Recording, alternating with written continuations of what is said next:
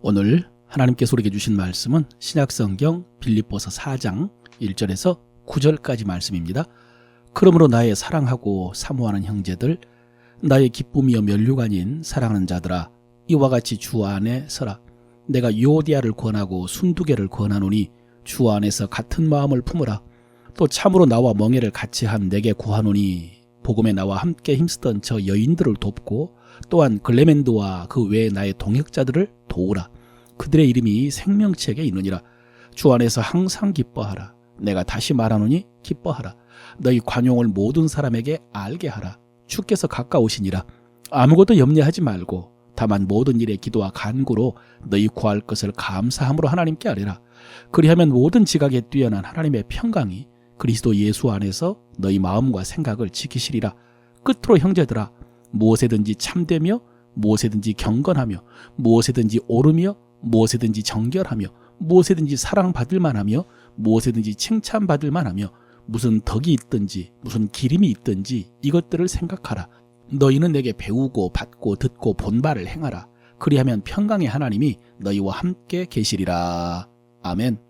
하나님은 오늘도 우리에게 말씀하십니다. 오늘 이 설교를 듣는 동안에 진리의 성령께서 여러분에게 주시는 하나님의 말씀을 선명하게 들려주실 줄로 믿습니다. 오늘 빌립보서 마지막 4장입니다. 오늘 본문에서 먼저 눈에 띄는 이름이 있습니다. 2절, 내가 유오디아를 권하고 순두개를 권하노니 주 안에서 같은 마음을 품으라 라고 했습니다. 목사님들이 빌립보서의 배경을 말할 때 빠짐없이 등장하는 이름입니다. 유오디아와 순두개. 여러분, 이들은 복음을 위해 바울과 함께 힘쓰던 부녀들이었습니다. 바울에게는 충성스럽고 고마운 동역자였습니다. 그런데 이들이 서로 한 마음을 품지 못하고 갈등함으로 교회가 분열되고 그것이 바울에게 근심이 되었습니다. 그래서 지금까지 바울이 다양한 말씀으로 이들을 권하고 있었던 것입니다. 너희 안에 이 마음을 품으라 라는 것도 사실 이런 갈등 때문에 주신 말씀이었습니다. 그런데 여러분, 지금 그런 갈등이 있었고 또 권면을 하고 있는데 오늘 말씀을 읽어보면 그 안에 따뜻함이 가득합니다. 먼저 1절에 나의 사랑하고 사모하는 형제들, 나의 기쁨이요 면류가 아닌 사랑하는 자들아 라고 했고요. 또 나와 멍에를 같이 한 너에게 구하노니 그랬고, 복음에 나와 함께한 저 부녀들이라고 했고, 글레멘드와 그 외에 나의 동역자들을 도우라. 그들의 이름이 생명책에 있느니라 라고 했습니다. 여러분, 지금 이들 사이에 갈등이 있습니다. 다툼이 있고 어쩌면 미움이 있을 수도 있고 분열이 있습니다. 그런데 그들이 바울에게는 어떤 존재들입니까? 바울은 그들을 어떻게 여기고 있습니까? 그렇게 소중한 동역자들입니다. 바울에게만 소중한 이들이 아닙니다. 주님에게는 또 얼마나 귀한 자녀들이겠습니까? 그래서 1절에서 바울은 주 안에 서라 라고 권면을 했습니다. 역시 주 안에서 엔크리스토의 의미가 다양하지만은 본문 속에서의 의미는 주님의 눈으로입니다. 여러분, 내가 보는 눈, 관점이 있습니다. 내 경험과 내 지식과 내 이익과 판단이 있습니다. 우리는 대부분 그렇게 내 관점으로 판단도 하고 또 선택도 하고 받아들입니다. 그런데 주 안에서는 주님의 관점으로 하는 것입니다. 주님의 관점으로 보는 것입니다. 2절에 주 안에서 같은 마음을 품으라 라고 했습니다. 주님의 마음으로 바라보라는 의미입니다. 여러분, 그러면 따뜻해질 수가 있습니다. 주님의 눈으로, 주님의 마음으로 보면. 그러면은 사람들의 진짜 가치를 알 수 있습니다. 얼마나 소중한 사람들인지 모릅니다. 에베소서에 보면은 하나님의 권속이라고 했습니다. 가족이라는 의미입니다.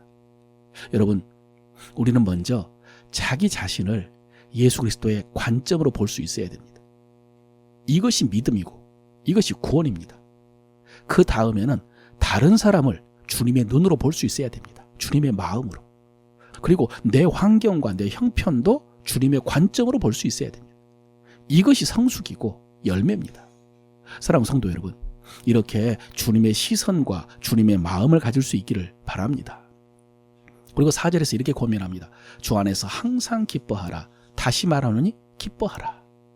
여러분, 어제 3장에서도 기뻐하라는 말씀을 살펴보았습니다. 그때도 끝으로라고 하면서 기뻐하라고 했습니다. 같은 말을 쓰는 것이 내게는 수고로움이 없고 너희에게는 안전하다고 했습니다. 분명히 끝으로라고 했는데 또 4장에서 주 안에서 항상 기뻐하라 다시 말하노니 기뻐하라. 여러분, 이러면 무조건 멈춰 서야 됩니다. 그리고 돌아봐야 됩니다. 신적 명령입니다. 나는 요즘 기뻐하며 살고 있는가? 무엇 때문에 기뻐하지 못하는가?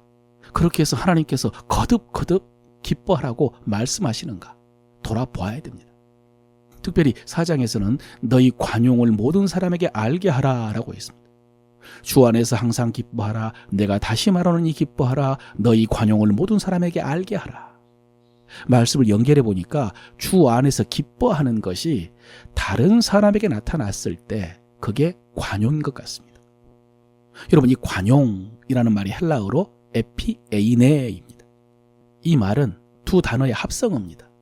에피가 높다, 우위에 있다라는 뜻이고 에이네가 옳은 것이라는 뜻입니다.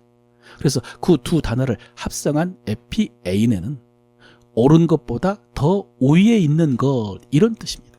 그게 관용이라는 것입니다. 여러분, 그렇습니다. 관용은 옳은 것보다 더 우위에 있는 것입니다. 옳고 그름보다 더 가치 있는 것이 관용입니다. 여러분, 우리 인간이 가장 잘 보는 것이 옳고 그런 것입니다. 선악과를 먹어서 그런지 옳고 그런 것을 판단하고 그것을 지적하는 것을 가장 잘합니다. 얼마나 탁월하게 잘하느냐 하면은 남의 눈 속에 있는 티를 볼 수 있다고 그랬잖아요. 그리고 그것을 자랑합니다. 그것이 최고인 줄 알죠. 그러나 오늘 성경은 말씀하십니다. 그것보다 더 가치 있는 것이 있느니라. 그것보다 더 우위에 있는 것이 있다. 그것이 바로 관용입니다. 사랑하는 성도 여러분, 여러분이 보시기에 옳고 그른 것, 여러분 그것만 보지 마십시오. 그것이 전부라고 생각하지 마십시오. 그보다 더 위에 관용이라는 것이 있습니다. 우리는 눈을 들어서 그것을 볼 수 있어야 됩니다. 또 눈을 돌리면 거기 주님이 가까이 계십니다. 주께서 가까우시니라 라는 말씀은 주님이 곧 오신다는 뜻입니다. 사랑하는 성도 여러분, 주님이 오시면 판단해 주실 것입니다. 주님이 오시면 선은 선대로 악은 악대로 분명하게 판단해 주실 것입니다. 그러므로 내가 다른 사람들을 판단해서 인색하게 할 필요가 없습니다. 또 여러분, 내가 다른 사람들을 판단해가지고 빡빡하고 인색하게 대하면 주님이 오셔서 나를 그렇게 빡빡하게 판단하신다고 했습니다. 너희가 헤아리는 그 헤아림으로 너희가 헤아림을 받을 것이라고 하셨습니다. 긍휼 없는 자에게는 긍휼 없는 심판이 이루어질 것이다 라고 하셨습니다. 사랑하는 성도 여러분, 주님 믿고 주님의 마음으로 그리고 주님을 두려워함으로 인색하게 판단하고 요구하지 말고 관용을 베풀어 주시기를 바랍니다. 그리고 마지막으로 쉬지 않아야 될 일 하나가 기도하라 라고 하셨습니다. 아무것도 염려하지 말고 오직 모든 일에 기도와 간구로 너희 구할 것을 감사함으로 하나님께 아뢰라고. 그러면 하나님께서 우리 마음에 평강을 주셔서 감당하게 하신다라고 약속하십니다.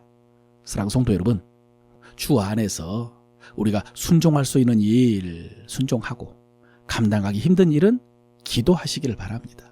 그래서 기도 속에서 하나님의 뜻을 알고 기도 속에서 그 뜻을 순종할 능력을 공급받아 열매 맺고 승리하는 여러분 되시기를 축원합니다.